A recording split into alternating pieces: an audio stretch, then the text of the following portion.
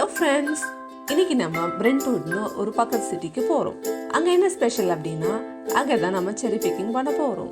இந்த பிரென்ட்வுட் சிட்டியில் முக்கியமான ஆக்குபேஷன் பார்த்தா அது அக்ரிகல்ச்சர் தான். பிரென்ட்வுட் ஆக்சுவலாக மெக்சிகோவோட பகுதியாக இருந்துச்சு. மெக்சிகன் அமெரிக்கன் வாரோட எண்டில் 1848 ஒரு பீஸ் ட்ரீட்டி போட்டாங்க. அந்த ட்ரீட்டியில் தான் அமெரிக்கா மெக்சிகோவுக்கு $15 மில்லியன் கொடுத்து கலிஃபோர்னியா, கொலராடோ, உத்தா, நெவாடா, இதை தவிர அரிசோனா மற்றும் நியூ மெக்சிகோவோட சில பகுதிகள் எல்லாமே வாங்கினாங்க.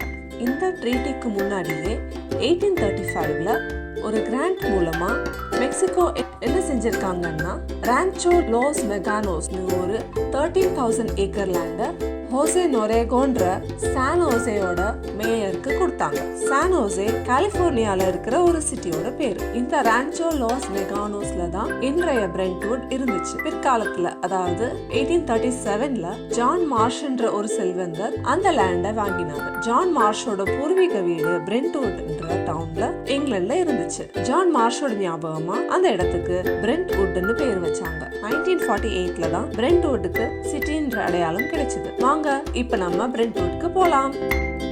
இது என்ன ஃபார்ம்னு உங்களால கண்டுபிடிக்க முடியுதா? இது திராட்சை தோட்டம். ஒரு கிரீன் பிளாங்கெட்ட போட்ட மாதிரி அழகா இருக்குல்ல? கலிஃபோர்னியா ஃபுல்லா பிரென்ட்வுட் ரொம்ப ஃபேமஸ். எதுக்குன்னா, இங்க இருந்து வர அக்ரிகல்ச்சரல் ப்ராடக்ட்ஸ்க்காக தாங்க. முக்கியமா இங்க இருந்து செரி, ஸ்ட்ராபெரி, கார்ன், பீச் அப்படின்னு பல வகையான ஃப்ரூட்ஸ் கிடைக்குது. இப்போ நம்ம கடந்து போறது கார்ன் தோட்டம். கொரோனாக்கு முன்னாடி செரி ஃபார்முக்கு போறதுக்கு என்ட்ரி ஃபீ கிடையாது. அதே மாதிரி புக் பண்ண வேண்டிய அவசியமும் இருந்ததில்லை. ஆனால் இந்த வருடம் அட்வான்ஸ்டா புக் பண்ணிட்டு போக வேண்டியதா இருந்துச்சு.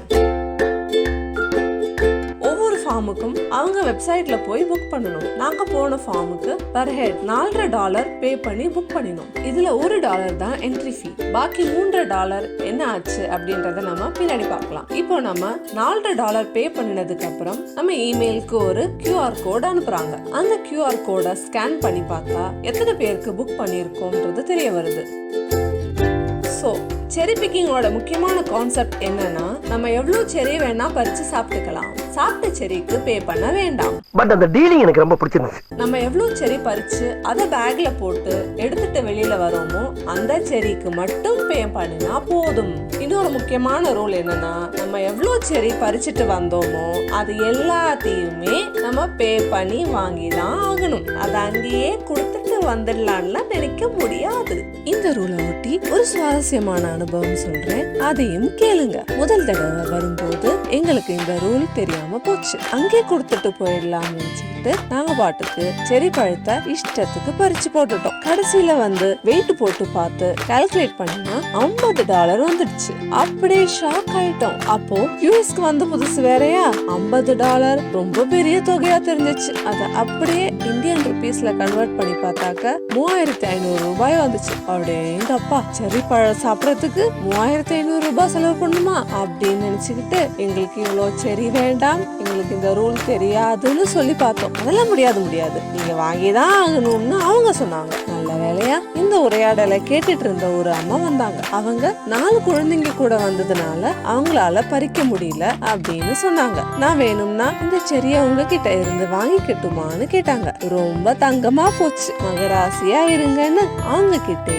அந்த செரிஸ வித்துட்டோம். அதனால மக்களே, உங்களுக்கு எவ்வளவு வேணுமோ அவ்வளோ செரிஸ் மட்டும் பறிச்சுக்கோங்க.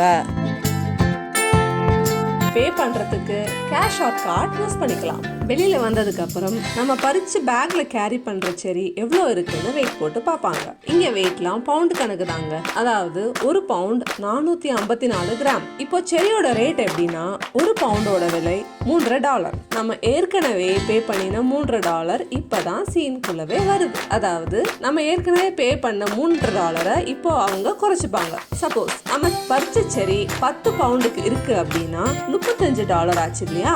அந்த $35 $3 நம்ம ஏற்கனவே புக்கிங் பண்ணும்போது பே பண்ணிட்டோம். அதனால பாக்கி $31 கொடுத்தா போதும். இதுதான் கணக்கு. அப்புறம் என்ன, ஜாலியா செரி சாப்பிட்டுட்டே வீட்டுக்கு போக வேண்டியதான்.